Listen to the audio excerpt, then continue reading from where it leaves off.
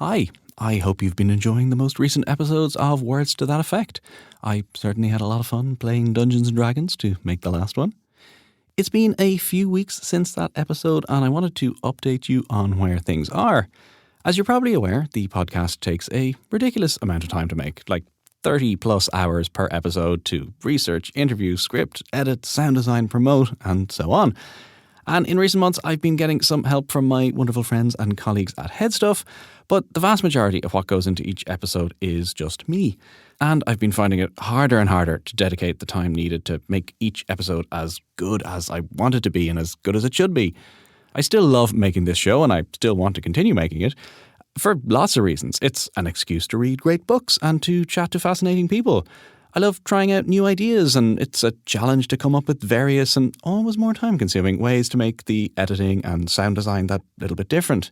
And it's just so incredibly nice when a listener says something great about the show on social media or gets in touch by email or even after a live show. And I definitely want to do another live show at some point soon as well. So there will definitely be more Words to That Effect, but I think I need to take a little bit of a break to regroup, have a think about the best way to consistently make episodes and to make sure I don't fall out of love with it. Because ultimately this is a passion project. If it stops becoming fun, the episodes just aren't going to be enjoyable for me to make or for you to listen to them. Another reason things have slowed down a bit is that I've had two other projects on the go, both literature and podcast related, which you'll be glad to hear.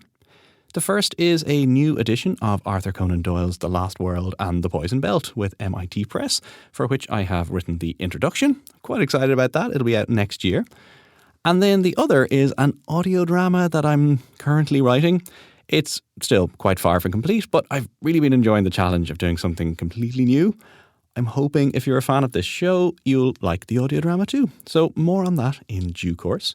For now though, I've been trying to devote some of my time to that as well.